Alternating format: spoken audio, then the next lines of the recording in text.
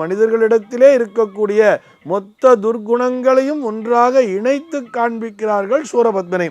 அப்படிப்பட்ட அந்த சூரபத்மனை சம்ஹாரம் செய்கிறார் அப்படின்னு சொன்னா என்ன அர்த்தம் சொல்லி பார்த்தா, அந்த சூரசம்ஹார நிகழ்வின் மூலமாக நாம் எதனை புரிந்து கொள்ள வேண்டும், அதற்கு பின்னால் இருக்கக்கூடிய சூக்ஷ்மம் என்னன்னு சொன்னா, நம்மிடத்திலே இருக்கக்கூடிய அத்துணை அசுர குணங்களையும் அந்த சுப்பிரமணிய சுவாமியானவர் அழிக்கிறார் என்பதுதான். இன்னைக்கு நம்ம என்ன பார்க்க போறோம் சொல்லி பார்த்தோம்னா, சூரசம்ஹார நிகழ்வின் ஆன்மீக சிறப்புகள் என்ன அப்படிங்கிற ஒரு கேள்விக்கான விடையைத்தான் பார்க்க போகிறோம். அந்த சூர சம்ஹாரம் அப்படின்னு அதற்கு பெயர் வைத்திருந்தாலும் கூட, சம்ஹாரம் அப்படின்னு சொன்னா அழித்தல் என்று பொருள். இங்க நம்ம சூரசம்ஹாரனை நல்லாவே பார்த்துருக்கோம். சூரனை வதைக்கிறாரா, சூரனை முழுமையாக அழித்து விட்டாரா அப்படின்னு சொல்லி பார்த்தோம்னா, சூரபத்மனை முழுமையாக அவர் அழித்திருக்கவே மாட்டார். சூரபத்மன் என்ன பண்றான், அப்படியே ஒரு மரமாக மாறி நிற்கிறான்.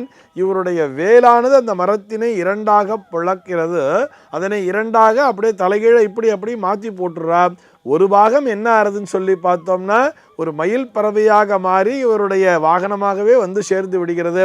மற்றொரு பாகம் ஒரு சேவலாக மாறி இவருடைய கொடியிலே இடம் பிடித்து விடுகிறது. ஆக இதுதான் கான்செப்ட்னு வச்சுப்போம். இப்போ இந்த சூரசம்ஹாரத்தினுடைய அதற்கு பின்னால் இருக்கக்கூடிய தத்துவம் என்னன்னு பார்ப்போமா. அதாவது ஒரு அசுரன் அப்படின்னு சொன்னா, சூரபத்மனை நம்ம அசுரனாக பார்க்கிறோம், அசுர குலத்தினுடைய ஒரு தலைவனாகவே பார்க்கிறோம். அசுரன்னு சொன்னா ஏதோ 2 கொம்பு முளைச்சிருக்கும், பல்லெல்லாம் பெருசா இருக்கும் அப்படிங்கிற மாதிரி அர்த்தமே கிடையாது. என்ன அப்படின்னு சொன்னா, சாதாரண மனிதர்கள் தான் அவர்களும். மனிதர்கள் தான்.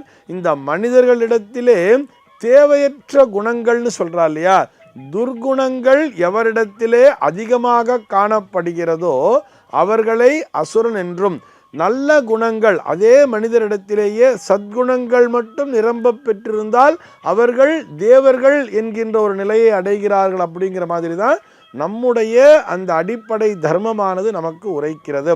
அதனால தான் நம்ம அந்த ஜென்ம நட்சத்திரத்தை வைத்தே பிரித்திருப்பார்கள்.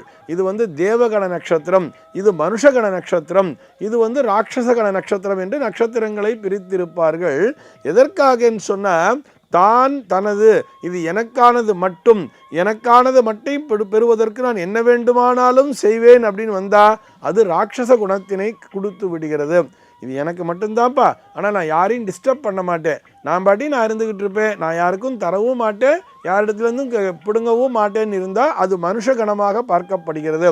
அதே இது எனக்கானது எதுவும் இல்லை, எல்லாமே மற்றவர்களுக்காகத்தான், எனக்கு தான் தனதுன்னு நான் சேர்த்து வச்சுக்க மாட்டேன், எல்லாவற்றையும் மற்றவர்களுக்கு தானம் தர்மம் பண்ணிடுவேன்னு சொன்னால் அது தேவகுணமாக பார்க்கப்பட்டது. இப்படி அந்த குணங்களின் அடிப்படையில் தான் இது அசுரன் என்று பிரித்தார்கள். அப்படி இந்த தேவையற்ற துர்குணங்கள்னு சொல்கிறோம் இல்லையா, அந்த துர்குணங்களுடைய மொத்த ஸ்வரூபமாக ஒரு அசுரனாக மாறி, அதுவும் அவர்களுக்கெல்லாம் தலைவனாக அந்த சூரபத்மனானவன் நமக்கு காட்சி அளிக்கிறான். இப்படி ஒரு மனிதர்களிடத்திலே இருக்கக்கூடிய மொத்த துர்குணங்களையும் ஒன்றாக இணைத்து காண்பிக்கிறார்கள் சூரபத்மனை. அப்படிப்பட்ட அந்த சூரபத்மனை சம்ஹாரம் செய்கிறார் அப்படின்னு சொன்னா என்ன அர்த்தம் சொல்லி பார்த்தா, அந்த சூரசம்ஹார நிகழ்வின் மூலமாக நாம் எதனை புரிந்து கொள்ள வேண்டும், அதற்கு பின்னால் இருக்கக்கூடிய சூக்ஷ்மம் என்னன்னு சொன்னா, நம்மிடத்திலே இருக்கக்கூடிய அத்துணை அசுர குணங்களையும் அந்த சுப்பிரமணிய சுவாமியானவர் அழிக்கிறார் என்பதுதான்.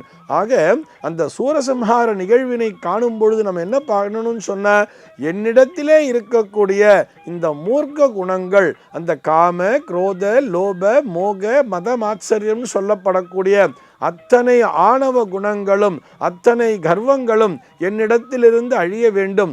உன்னுடைய பாதங்களை நான் சரணடையும் பொழுது இந்த குணங்கள் அத்தனையும் என்னிடத்திலிருந்து காணாமல் போக வேண்டும் அப்படிங்கிற ஒரு உண்மையை உணர்த்துவதுதான் இந்த சூரசம்ஹார நிகழ்வு என்பது.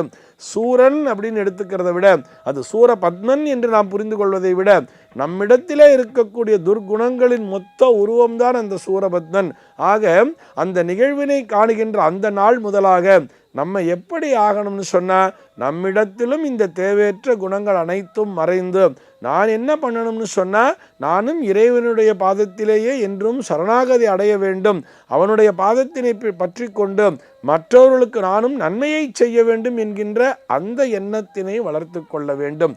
இதுதான் இந்த சூரசம்ஹார நிகழ்விற்கு பின்னால் இருக்கக்கூடிய ஒரு அடிப்படை தத்துவம். இது ஆன்மீக ரீதியாக நமக்கு என்ன நன்மை நடக்கிறதுன்னு சொன்னால், மனமானது செம்மை அடைகிறது அப்படின்னே எடுத்துக்கலாம். நம்ம சொன்ன மாதிரி இந்த துர்குணங்கள் நம்மிடத்திலிருந்து காணாமல் போனாலே நம்முடைய மனமும் நிர்மலமாகி விடுகிறது அல்லவா. மனதிலே எந்த விதமான அழுக்கும் இன்றி நாமும் சுத்தம் அடைந்து விடுகிறோம். அப்படி ஒரு சுத்தமான இடத்திலே தான் இறைவன் குடியிருப்பான் அப்படின்னே சொல்றார். ஆக இந்த சூரசம்ஹார நிகழ்வினை எல்லோரும் கண்டு கழிக்க வேண்டியது. கண்டு கழித்தல் மட்டுமல்ல, முருகா முருகா முருகா என்று அந்த சுப்பிரமணிய சுவாமியினுடைய அந்த திருநாமத்தை உச்சரித்து கொண்டே இருக்க வேண்டியது. அந்த நாள் முழுக்க நம்ம என்ன பண்ணணும் சொன்னால், சரவணபவ என்கின்ற அந்த ஷட்டாட்சர மந்திரத்தை உச்சரித்து கொண்டே இருக்க வேண்டியது. இந்த ஷட்டாட்சர மந்திரத்தை உச்சரித்து கொண்டே இருக்கும் பொழுது நம்மிடத்திலே இருக்கக்கூடிய அந்த 6 துர்குணங்களும் காணாமல் போய்விடும். நம்முடைய மனதிலும் அன்பு என்பது குடிகொள்ளும். அந்த இடத்திலே முருகனினுடைய அந்த அருளானது பரிபூரணமாக நிறைந்திருக்கும். சர்வே ஜனாஹ சுகினோ பவந்து.